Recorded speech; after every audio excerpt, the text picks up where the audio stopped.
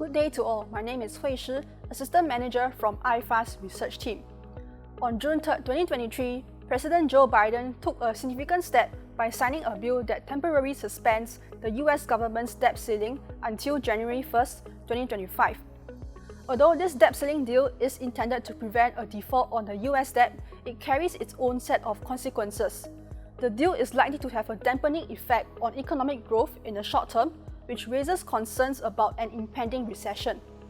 Meanwhile, the US Leading Economic Index, which provides an early indication of significant turning points in the business cycle, continues to flag worsening economic conditions ahead. In May 2023, the index fell by negative 7.9% year-on-year, one of the lowest points since May 2020. And we note that a reading below negative 4 typically signals that a recession is set to occur. However, it is important to note that the severity of the downturn is expected to be relatively mild since the US managed to avoid defaulting on its debt obligations. Nevertheless, the US remains at risk of a credit downgrade.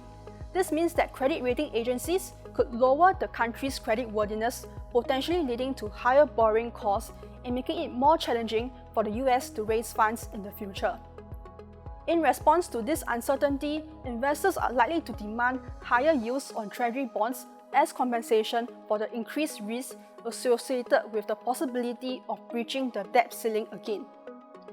And as a result of the debt limit suspension, the market is preparing for substantial issuance of approximately $1 trillion by the US Treasury before the year's end. And there are fears that the influx of investments into T-bills could drain liquidity in financial markets. And this influx of supply is expected to drive down the prices of Treasury bills, making them more affordable for investors. While this presents opportunities for those looking to invest, this also reflects the challenging macroeconomic conditions that we currently face. And given the circumstances, it is wise to maintain a defensive stance in our asset allocation. This means focusing on investment areas that are less prone to market volatility and economic uncertainty. And by adopting this strategy, we can navigate through these challenging times with more confidence. However, amidst the cautious approach, it is still essential to consider potential investment areas that still hold promise. Although the overall outlook may appear uncertain, specific sectors and opportunities can emerge as winners. And careful research and analysis can identify areas where growth potential remains strong despite the prevailing economic headwinds. Within fixed income, we prefer investment grade over high yield, as a defensive positioning may be more important in a recessionary environment. And for equities, Japan remains our top equity pick due to a relatively better economic outlook, strong corporate balance sheets, relatively cheap valuations, and currency tailwinds. Besides that, defensive sectors such as healthcare, infrastructure, and consumer staples have the potential to do well. Alternatively, investors can also consider adopting a style tilt towards value and quality US companies. To get the full analysis, scan the QR code or click on the link in the description below. Next up, Cyrus will share with us about 𝗍𝗰's APAC REIT. Over to you, Cyrus. Hi there, I'm Cyrus, iFAST Research Analyst from the Bond Research Team. 𝗍𝗰's APAC REIT, or AA REIT, is a REIT that has shown a pretty solid performance in the 2023 fiscal year, with gross revenue surging by a remarkable 17.6% and net property income witnessing a substantial increase of 18.7% year-on-year. AA REIT has proved its resilience and ability to deliver strong results. Looking ahead, the future looks promising for AA REIT, as the company expects a stable outlook supported by solid rental reversions. This means that the company is likely to negotiate favourable rent adjustments with its tenants, ensuring consistent and predictable cash flows. This bodes well for investors who are seeking reliable returns from their investments. What sets AA REIT apart from its peers is its decent liquidity and credit profile, which are essential indicators of a company's financial strength. AA REIT also has a relatively prudent debt maturity schedule and does not face any significant debt repayments in the near term.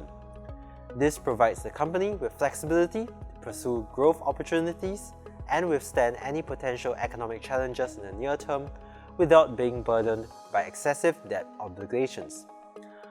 Overall, AA REIT's robust performance, stable outlook, and strong financial position make it an attractive investment opportunity. The company's ability to generate consistent revenue growth, supported by favorable rental reversion, sets it apart in this real estate market. Additionally, its prudent debt management and solid liquidity profile provide a strong foundation for the company. Given the stable outlook, we think that both of AA REIT's perpetuals show promise. However, we have a slight preference for AA REIT's 5.650% perpetuals over their 5.375% perpetuals. This is driven by several factors, including a larger reset spread, earlier call date, and smaller issuance size, all of which help to reduce the likelihood of non-calls. Investors looking for a reliable and promising investment should therefore consider AA REIT, especially the AA REIT 5.650% Perpetual Corp SGD, with its appealing reset spread, early call date, and smaller issuance size. You can capitalize on AA REIT's solid performance and sound financial positions, and investors can position themselves for potential long-term gains in the dynamic real estate market. To get the full analysis, scan the QR code or click on the link in the description below. That wraps up the sharing for this week. Catch us again next week for more investment ideas and updates.